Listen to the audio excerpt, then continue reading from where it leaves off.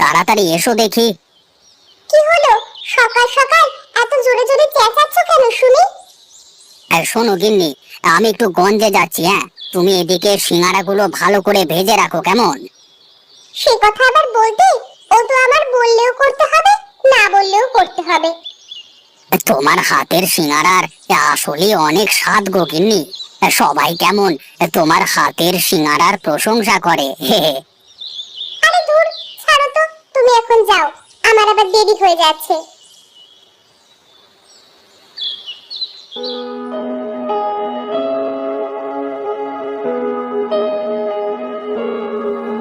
কিছু বলবে নাকি প্রকাশ? না, বলছিলাম যে দাদা কোথায় গেছে তুমি জানো নাকি? কেন, দাদাকে দিয়ে কি হবে শুনি? না মানে, আমার কিছু টাকার দরকার ছিল, তাই ভাবলাম দেখি দাদার কাছে পাই কিনা। তোর দাদা তো গঞ্জে গেছে, আসতে তো বেশ দেরি হবে, বলি কত টাকা লাগবে তোমার? বেশি না বৌদি, মাত্র 50 টাকা হলেই হবে। বেশ তো, এই কটা টাকার জন্য দাদার কাছে বলার কি দরকার, আমাকে বললেই তো হয়। তুমি দাঁড়াও, আমি এক্ষুনি এনে দিচ্ছি।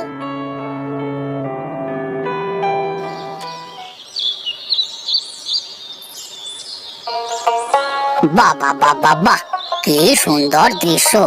আর সবাই কেমন মজা করে গিন্নির হাতের সিঙ্গারাগুলো খাচ্ছে। হ্যাঁ, কি মোহনদা, এই বেচা কেনার কি খবর তোমার? এই তো রে, কোন রকমে চলছে আর কি। বেশ বেশ, আমাকেও একটা সিঙ্গারা দাও দেখি। আম, আম, ওরে বাহ, তোমার সিঙ্গারা তো বেশ সুন্দর দাদা। যে একবার খাবে সে বারবার খেতে চাইবে গো।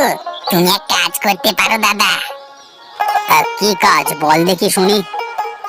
দাদা, আমাদের অফিসের বাইরে তুমি একটা সিঙ্গারার দোকান দিতে পারো, তাতে করে তোমার বেশ ভালোই বেচা কেনা হবে গো। কোথায়? তোদের ওই বেগুন তলায় যে কারখানা না কি যেন আছে, ওখানে নাকি রে? হ্যাঁ দাদা, আমাদের এই বেগুন তলার কারখানার সামনে আমাদের অফিসে কিন্তু বেশ অনেক লোক কাজ করে। আস্তে আস্তে আরো লোকজন বাড়তে থাকবে গো। ঠিক আছে, তুই বললি যখন আমি একটু ভেবে দেখি, হ্যাঁ, তারপর দেখবো কেমন।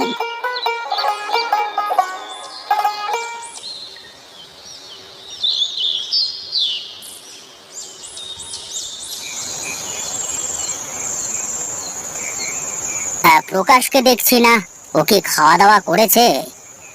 কি, তোমার ভাইয়ের কথা বলছো? সে তো গরম গরম ছাড়া খেতেই পারে না, ভাই তো তোমার সাহেব হয়েছে। বুঝলে গিন্নি, অনেক বড় স্বপ্ন আমার। আমার ভাই একদিন বড় অফিসার হবে, আমার মতো সাধারণ সিঙ্গারাওয়ালা না। আচ্ছা, তুমি তোমার এই পোশাককে এত ছোট করে কেন দেখো? ছোট করে দেখি না গিন্নি, যেদিন আমার প্রকাশ বড় অফিসার হবে সেদিন আমি আমার সিঙ্গারা বেচা সার্থক মনে করব। তুমি যে এত ভাই ভাই করো, একদিন দেখবে এই ভাই তোমাকে ভুলে যাবে। কে জানে কখন কি হয়ে যায়, ও নিয়ে আমি আফসোস করি না গিন্নি, আমি আমার দায়িত্ব পালন করতে পারলেই হবে। তোমার মতো মানুষকে জীবন সঙ্গী করে পাওয়া আসলেই অনেক ভাগ্যের ব্যাপার।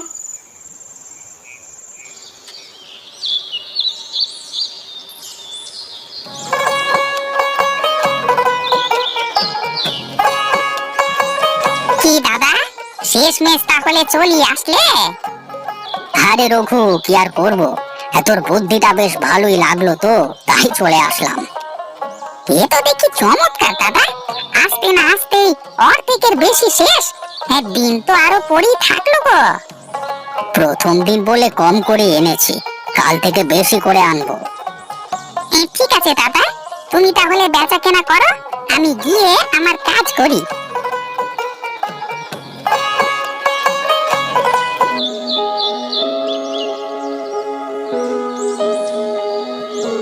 কি গো, তুমি আবার রান্না করে কি মনে করে আসলে? দেখতে আসলাম তুমি কত কষ্ট করে সিঙ্গারা ভাজো রোজ। আমার আবার কষ্ট, তোমার জন্য আমি সবকিছু করতে পারি। এখন থেকে যে তোমার কষ্ট আরো বেড়ে গেল গিন্নি। কাল থেকে যে আরো বেশি করে সিঙ্গারা ভাজতে হবে। এ আর কি এমন বিষয়, একটু বেশি করে ভেজে দেব। এখন নাও, এগুলো নিয়ে যাও।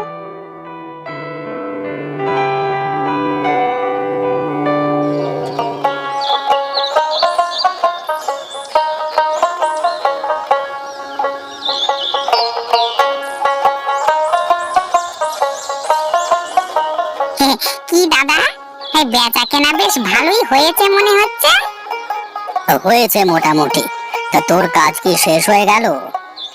হ্যাঁ দাদা, আজকের মতো শেষ। তুমি বাড়ি যাবে না? হ্যাঁ হ্যাঁ, বাড়িতে তো যেতেই হবে, সিঙ্গারা তো আর নেই। আর তাছাড়া অফিসও তো ছুটি হয়ে গেল।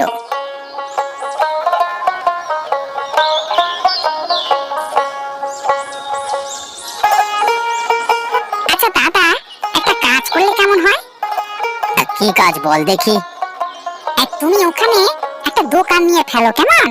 তাহলে সবাই বুঝবে তোমাকে সব সময় এখানেই পাওয়া যাবে। আর সবাই তো তোমার সিঙ্গারা খেয়ে অনেক নাম করেছে গো। এটা তো খুব ভালো কথা বলেছিস রে ভাই। দেখি দেখি কালই কিছু করা যায় নাকি দেখি।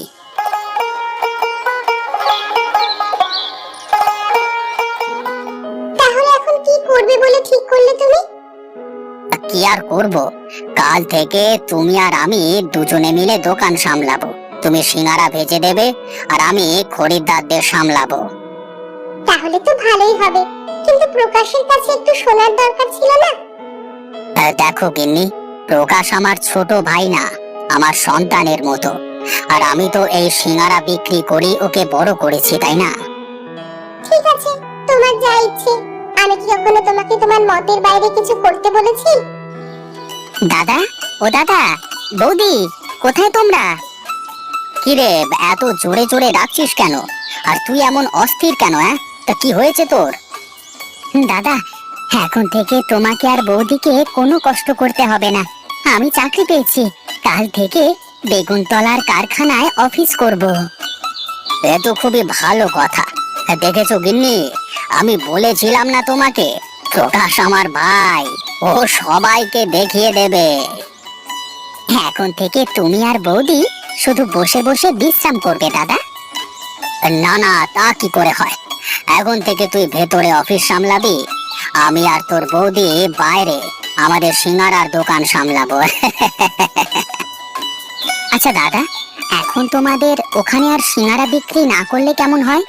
দেখো, আমি ওই অফিসের একজন বড় অফিসার, আর তুমি আমার দাদা হয়ে কিনা। দেখো গিন্নি, দেখো পাগলটা বলে কি, বলি আমি তো এতদিন এই কাজ করেই তোকে বড় করেছি খেপা।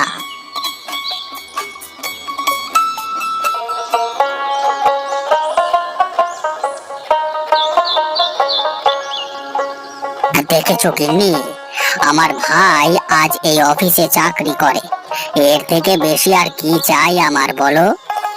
কিন্তু আমার কি মনে হয় জানো, প্রকাশ বোধহয় লজ্জা পাচ্ছে। আমি আমার ভাইকে খুব ভালো করে চিনি গিন্নি, তুমি কোনো চিন্তা করো না, ও সব আমি দেখে নেব।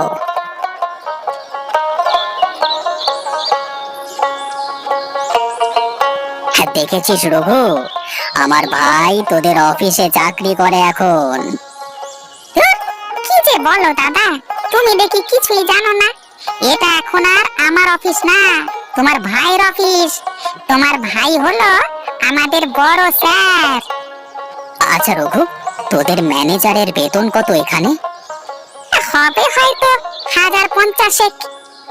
তাহলে আর কি হলো, আমরা তো এখানে বাইরে সিঙ্গারা বিক্রি করেই তার থেকে বেশি আয় করি। হয়েছে হয়েছে, এই নাও টাকা, আমাকে 10টা সিঙ্গারা দাও দেখি।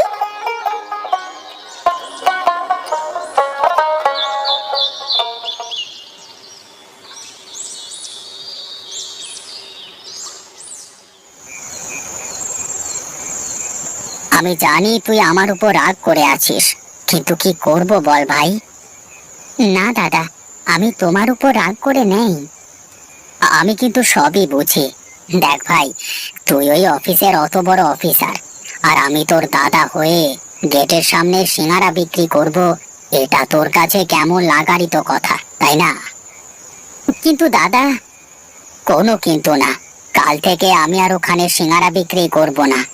শুধু একটাই কষ্ট যে সিঙ্গারা বিক্রি করে আমি তোকে এত বড় করলাম, তোকে এত শিক্ষিত করলাম, আজকে আমার সেই সিঙ্গারা বিক্রি করাই ছেড়ে দিতে হবে।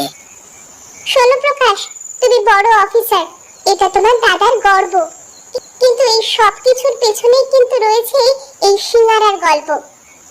আমার ভুল হয়ে গেছে দাদা, আমাকে তুমি মাফ করে দাও।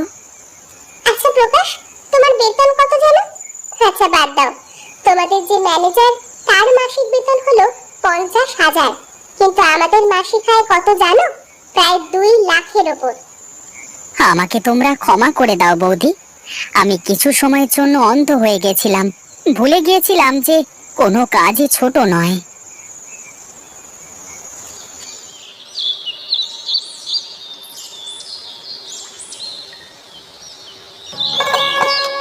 দাদা, তোমার হাতের এই সিঙ্গারা এখন একদিন না খেলে না যেন কেমন লাগে জানো? তাই নাকি রে? কিন্তু তোর সাথে তো কথা আছে আমার। কি কথা বলো দেখি শুনি। আজ থেকে তোর আমার এই দোকানে ফ্রি, এখন থেকে আর তোকে টাকা দিয়ে সিঙ্গারা খেতে হবে না। তা আবার হয় নাকি দাদা? কেন হয় না দাদা? তোমার বুদ্ধিতেই তো দাদা আজকে এই পজিশনে। শোনেন দাদা, শুধু তাই নয়, এখন থেকে আমাদের ব্যবসার 10% আপনার। তোমাদের মতো ভালো মানুষ এই তল্লাটে আর দুটো খুঁজে পাওয়া কষ্ট দাদা, তোমরা খুব ভালো মানুষ।